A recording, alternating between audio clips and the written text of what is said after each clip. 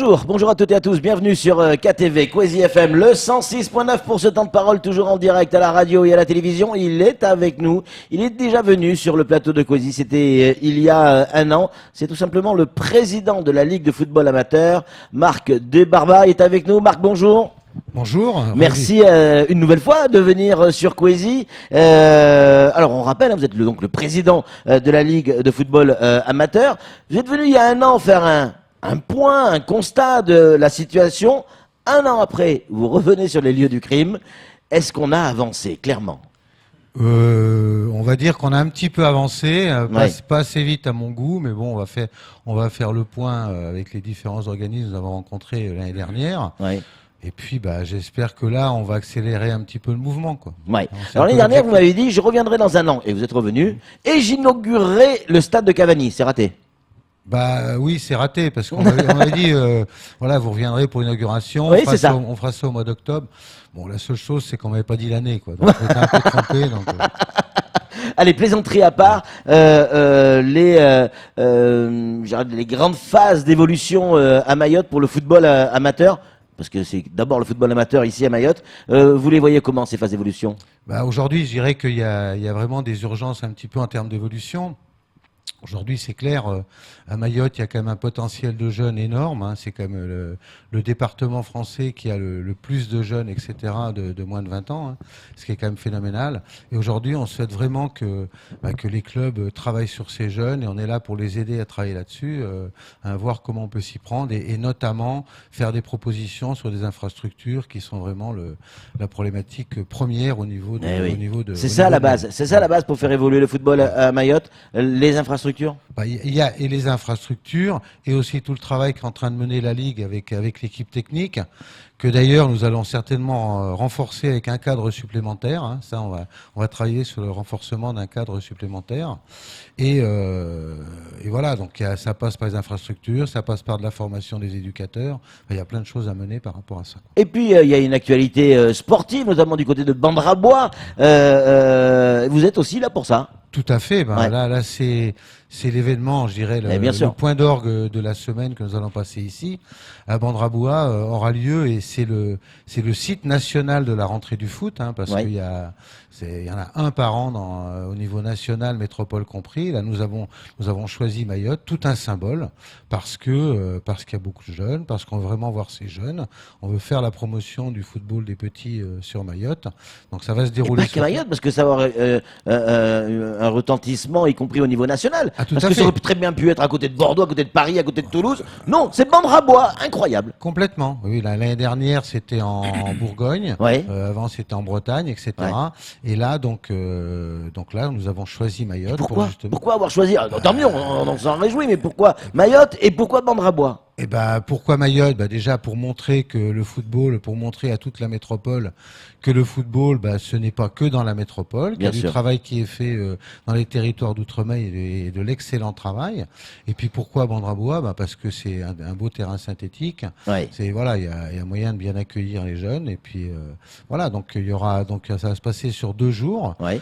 Samedi, ça sera les clubs du Nord, hein, samedi 28 à partir de 9h, et dimanche 29 les clubs du Sud. Voilà. Alors ça va ressembler à quoi ? Ça va être la grande fête du football, évidemment, mais il va y avoir, si c'est la fête du football, il va forcément y avoir des matchs. Bien sûr, il y aura des matchs. Donc les petits, alors les 7 ans et les 9 ans vont s'affronter dans des rencontres, bien Ouais, sûr, bien sûr. sans classement, sans vainqueur, etc. Mais donc il y aura diverses rencontres. Il y a une douzaine de terrains qui vont être installés. Il y a également des ateliers où on présentera d'autres activités. On parlera également et surtout du programme éducatif, qui nous paraît important, donc il faut qu'on présente. Bien sûr. Ça va être très ludique, tous les jeunes vont pouvoir s'amuser. Et on accueille également, bien sûr, les licenciés, mais aussi les non-licenciés. Il Ouais. n'y a pas de... Et garçons et filles, bien sûr. Et voilà, c'est ce que j'allais dire, parce que le football féminin est en train de grimper sacrément à Mayotte. Et même en termes de résultats, je crois que Guillaume nous envoie régulièrement des résultats, ça devient intéressant. Ah oui, complètement. Oui, il y a un vrai développement, à l'image de ce qui se passe au niveau national. Bien sûr. Je serais tenté de dire encore plus sur Mayotte, où il y a un vrai développement. Moi, j'ai regardé là un peu l'état des lieux des licences. De date à date, on est à peu près à 12% d'augmentation de licenciés sur Mayotte. tout compris garçons et filles, mais on est à plus de 25% chez les filles, quoi. Et notamment chez les petites. D'accord. Parce que Et en métropole, c'est quoi? Vous avez une idée? aujourd'hui, on est à peu près à une quinzaine de pourcents. Ah oui, donc on est bien au-delà de la moyenne nationale. Tout à fait. D'accord, c'est pas quelques points, quoi. Non, tout à fait. 10 points de plus. C'est lié aussi à la population. Il y a quand même beaucoup de jeunes, il y a quand même beaucoup de... Et ces jeunes, il faut les occuper. Président, le football à Mayotte, peut-être plus qu'ailleurs, dû à la jeunesse de notre population, vous venez de le dire à l'instant, est-ce que Mayotte peut véritablement faire partie de l'avenir du football pour la métropole? Mais bien sûr, il en fait déjà partie. Oui. Ouais, on n'est pas encore à des niveaux extraordinaires, mais... Tout à fait. Mais aujourd'hui, c'est bien ce que je disais hier au club, parce que hier, on a fait notre première réunion avec les clubs, réunion de secteur. Aujourd'hui, on ne pourra pas tout faire en même temps. Il faut être clair, aujourd'hui... il faut prioriser. Il faut prioriser. Aujourd'hui, il faut, et comme je leur ai expliqué, aujourd'hui, il faut commencer par les jeunes. Aujourd'hui, quand on construit une maison, on commence pas par le toit, par l'élite. On commence par les petits, on fait la fondation de la maison, etc. Et quand on a beaucoup de petits dont on s'occupe bien, d'où un travail sur l'installation que, si vous avez, je vous en dirai deux mots, qu'on souhaite faire pour les petits, pour les jeunes. Bien sûr. Et derrière, la formation des éducateurs pour accompagner ces petits. Et derrière, dans 3, 4, 5 ans, etc., il y aura des résultats parce qu'on a mis en place une vraie structure, un vrai parcours de formation pour les joueurs, mais aussi pour les éducateurs. Alors, on va parler de ces jeunes, évidemment, dans un instant, mais vous l'avez certainement remarqué, c'est peut-être vrai en métropole, mais peut-être un peu plus encore à Mayotte. Les gamins, le football ici, c'est une deuxième religion, en quelque sorte. Mais ils vont venir sans crampons, ils vont venir sans moyens. On a peut-être parmi notre jeunesse des futurs grands champions, on ne le sait pas encore, mais si ils n'ont pas ni d'infrastructure, ni des moyens pour pouvoir jouer, et je vais plus loin, Marc, une alimentation qui permet déjà de pouvoir pratiquer un sport. Là, on a un vrai problème. Bah oui, vous avez vraiment soulevé tous les problèmes qui sont aujourd'hui. Bon, en ce qui concerne l'équipement sportif, bon, on y a déjà plus ou moins répondu et on va continuer à y répondre grâce au contrat de notre équipementier au niveau national. Donc, je sais pas si je peux dire le nom. Mais oui, allez-y, on est sur Coisy. C'est moi qui irai au tribunal, c'est pas vous. L'équipementier Nike, qui quand même aujourd'hui nous fait des dotations de matériel pour le foot amateur. Donc on en aura à Mayotte. Ah mais il y en a bien sûr depuis l'année dernière. De mémoire, je crois que c'est 50 000 € de dotation de matériel qui arrive au niveau de la Ligue. On a aussi fait une opération deuxième étoile où on a fourni du matériel à tous les clubs et quelle que soit la taille du club, ça allait de 500 à 1800 € de dotation de matériel par club. Donc voilà, donc ça c'était le premier pas par rapport aux équipements.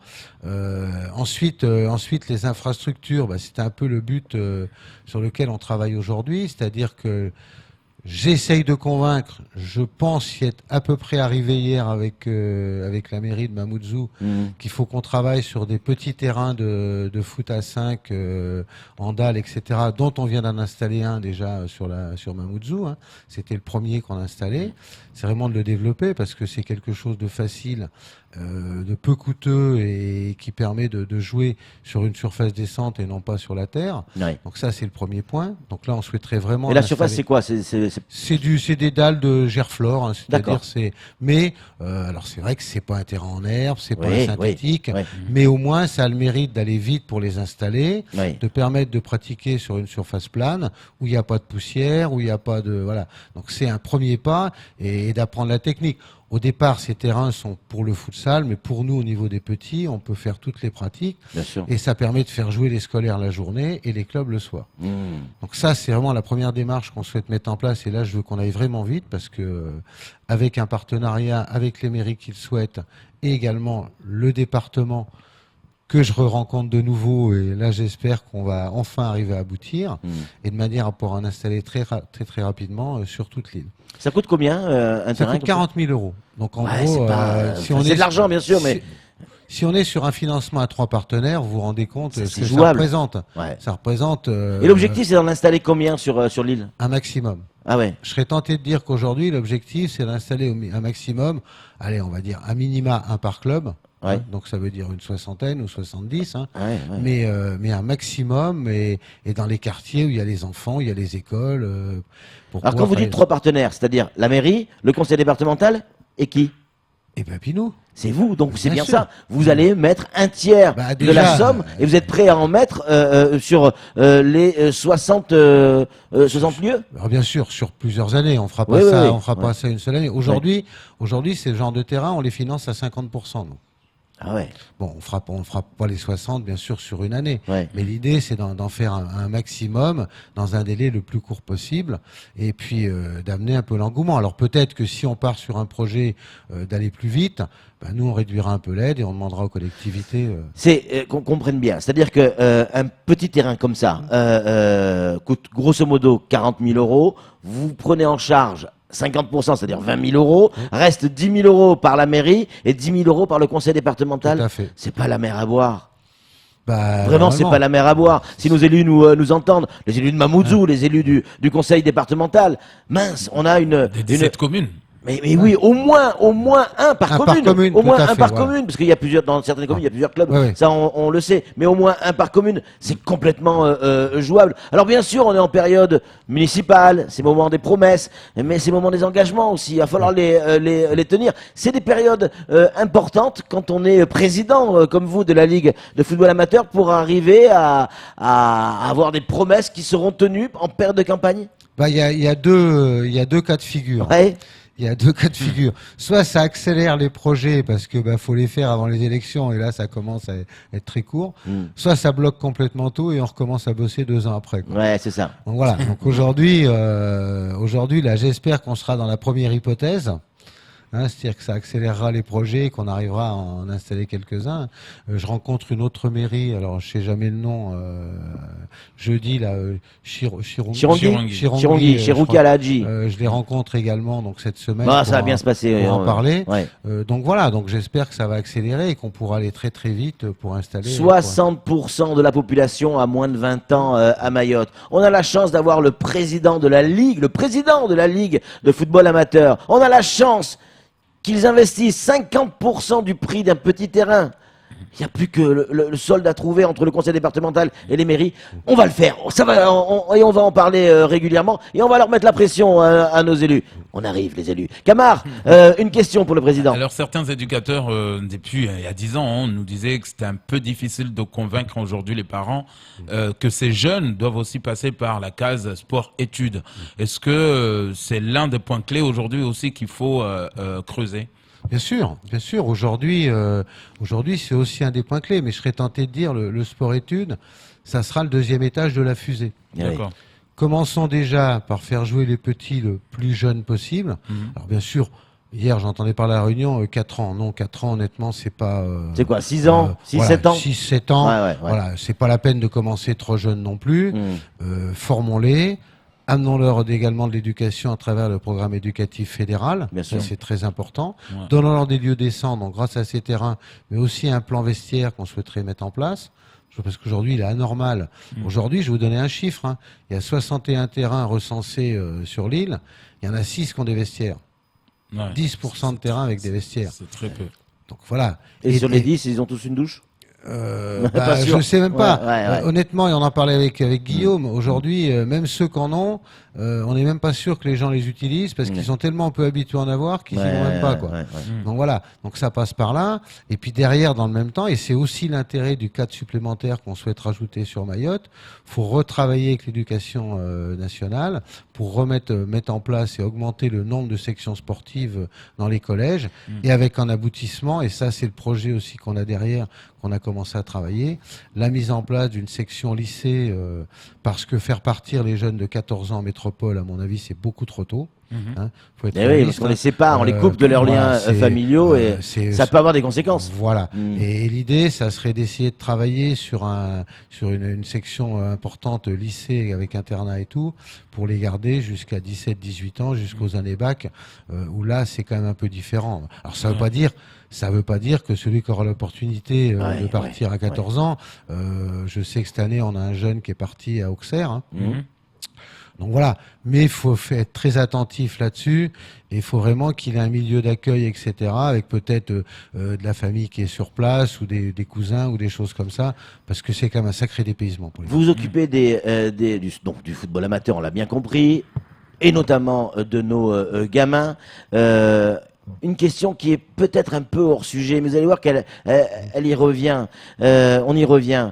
Quand on voit ce qui se passe sur les grands terrains de football professionnel, les insultes, la problématique de certains supporters, on a pu voir à la télévision des experts ou des gens qui prétendent être des experts qui nous expliquent que il va falloir commencer une éducation avec les plus jeunes. Et là, j'y reviens, forcément. Est-ce que dans vos programmes, parce que cette violence verbale, on l'a aussi à Mayotte, hein, attention, peut-être pas de la même manière, mais elle existe. Est-ce que dans votre programme, ça fait partie, ça en fait partie, éduquer nos gamins, le comportement sur le terrain, mais aussi dans les tribunes?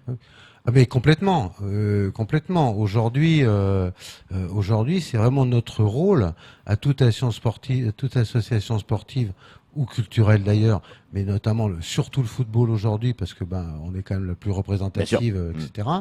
De travailler là-dessus, et on le fait à travers le programme éducatif fédéral, qui est un superbe outil, qui a bien été pris en main par les techniciens, et d'où l'intérêt d'avoir des clubs structurés avec un lieu, parce que nous on souhaite vraiment que pour ces jeunes, c'est des petits modules d'apprentissage sur la nourriture, sur la diététique, sur le comment se tenir dans une tribune, il y a tout un tas de fiches très ludiques, etc.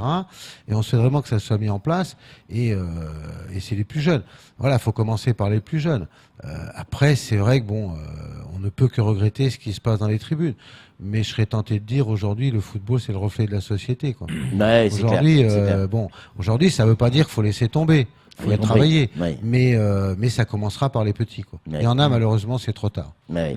On rappelle, parce qu'il est déjà 7h25, ces deux informations importantes de cette matinale, cette journée à Bandrabois, la fête du football amateur pour l'ensemble de la France, y compris les Outre-mer. Tout à fait. C'est Bandrabois, qui a été choisi. Tout le monde peut venir, c'est gratuit, on peut venir bien sûr, en famille. Bien sûr, tout le monde peut venir, passer une super journée. Il y aura également des ateliers ludiques qui s'adresseront aux gens qui viendront voir, sans aucun problème. Et on espère qu'on aura beaucoup de monde, parce que c'est aussi, je dirais, l'image du dynamisme de l'île, etc. Et comme ça va passer sur la télévision de la fédération, ça va passer... Il y aura des articles sur le site de la Fédé, ça sera repris au niveau national. Donc on attend beaucoup de monde, et venez nombreux, n'hésitez pas, et c'est toute la journée, et samedi et dimanche. Et cette histoire de terrain, alors 40 000 €, il y a des réactions quand même. On est sur Coisy, on se dit tout. Bonjour Patrick, les 40 000 € annoncés, ça doit être le prix de départ de l'usine, car avec les travaux de la plateforme et l'importation, on va vite tourner autour de 100 000, 150, voire 200 000 €. Non, ça c'est totalement faux. Ouais. C'est totalement faux. C'est 40 000 rendus installés à Mayotte. C'est 40 000 avec l'installation. À Mayotte. Alors après, bien sûr, nous le souhait, et il faut absolument que ça soit, qu'il y ait un minimum de travaux de plateforme, qu'il y ait un minimum de travaux sur la plateforme. Ouais. Aujourd'hui, ce qu'on conseille, c'est d'installer ça sur des anciens terrains de hand, sur des anciens terrains de tennis. Ce qu'on appelle les plateaux chez nous, en fait. Voilà, et comme on sait qu'il y en a partout, il est bien évident que si derrière il y a 50, 60 000 € de travaux, ça perd toute sa valeur. Ouais, bien que c'est quand même intéressant quand même, parce qu'aujourd'hui, même s'il y a 10, 15 ou 20 000 € de travaux, derrière, ça fait quand même un terrain ça qui reste 60 000. convenable, quoi. Voilà, ça reste convenable quand même. Dernière question, on est à la bourre, vite, très vite. Non, juste pour dire, c'est vrai qu'on n'a pas non plus des grands joueurs qui ont joué par exemple à la Ligue 1. Aujourd'hui, on a par exemple le Toafilou Maoulida. Est-ce que aujourd'hui la fédération également va s'inspirer d'une personnalité comme ça, de dire aux jeunes, ce type de réussite, voilà, lui il a réussi à percer le mur du son jusqu'à arriver à la Ligue 1, pourquoi pas vous? Donc c'est une locomotive pour les gamins. C'est une locomotive, mais il faut pas, et c'est le discours qu'on tient et que nous demande que nos techniciens tiennent. Aujourd'hui, il faut que tout le monde soit réaliste. Aujourd'hui, tout le monde ne sera pas dans le leader. Il y a beaucoup de candidats et très peu d'élus. Aujourd'hui, de nos centres de préformation, il y en a 1 pour 1000 qui devient professionnel et qui fait une carrière à haut niveau. 1 pour 1000. Voilà. Et en plus, qui sont déjà dans les centres de préformation. Donc voilà. Donc c'est quand même très peu. Donc vous imaginez à la base. Voilà. Mais par contre, nous, on est là aussi pour en faire des citoyens, pour peut-être aussi les emmener vers d'autres métiers, notamment les métiers du football. Aujourd'hui, on a besoin d'éducateurs, on a besoin de gens qui connaissent le football dans les clubs, on a besoin de gens, d'arbitres. on a besoin d'arbitres, là, c'est le moyen, alors arbitre, c'est le meilleur moyen de faire une carrière rapide et d'aller à un bon niveau Bien sûr. rapidement. Ouais, ouais. Parce que là, par contre, il n'y a pas trop de candidats. C'est clair. En tout cas, mille merci, Marc Desbarbat, d'être venu sur ce plateau. On rappelle, vous êtes le président de la Ligue de football amateur. Ces deux informations. La journée du football amateur sur l'ensemble de l'Hexagone et des Outre-mer, ça se passera à Bandrabois ce week-end. On y sera tous forcément. Et puis cette volonté d'installer des terrains, des petits terrains qui permettraient effectivement à tout le monde de jouer au football. Ça coûterait 40 000 €. La moitié serait pris en charge par la Ligue de football amateur. Une opportunité à saisir. Merci encore une fois, Marc, et à très bientôt sur les ondes de Kwesi, j'espère. Merci, peut-être à l'année prochaine. Alors. On y sera pour inaugurer le stade. D'accord, Allez, merci. c'est tout pour ce temps de parole. Tout de suite, la suite de nos programmes.